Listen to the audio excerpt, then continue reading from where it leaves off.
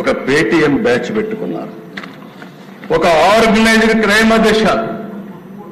ఈ రోజు మీరు చూస్తే ఒక YSR Congress party AP digital corporation government organisation ఇందులో మొత్తం మనుషులను పెట్టి ఒక హైరార్కీ తయారు చేశారు.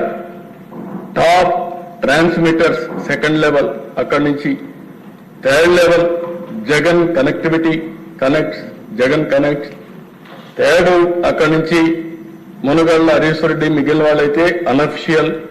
అక్కడి నుంచి వేరియస్ బ్రాంచెస్ చేసేసుకుని వీళ్ళ అడ్రస్లన్నీ కూడా తెలియకుండా ఎక్కడికక్కడ ఇష్టానుసారంగా ఎక్కడెక్కడో కూర్చొని ప్రపంచం మొత్తం పేర్లన్నీ కూడా ఎక్కడికక్కడ షీల్డ్ చేసేసి, అడ్రస్లు షీల్డ్ చేసి ఇష్టానుసారంగా సోషల్ మీడియా వాడే పరిస్థితికి వచ్చారు అధ్యక్ష.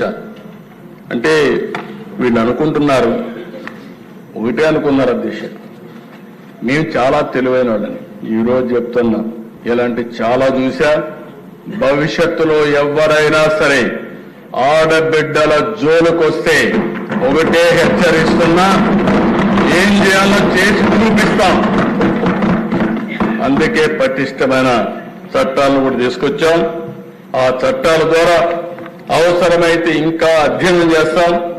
ప్రపంచం మొత్తం కూడా అధ్యయనం చేసిన తర్వాత ఇంకా పటిష్టమైన చట్టాలు తీసుకొచ్చి నేరస్తుల గుండెల్లో రైళ్లు పరిగెత్తించే విధంగా ఇక్కడ లా అండ్ ఆర్డర్ మెయింటైన్ చేస్తామని చెప్పి కూడా నేను మీకు తెలియజేస్తున్నాను.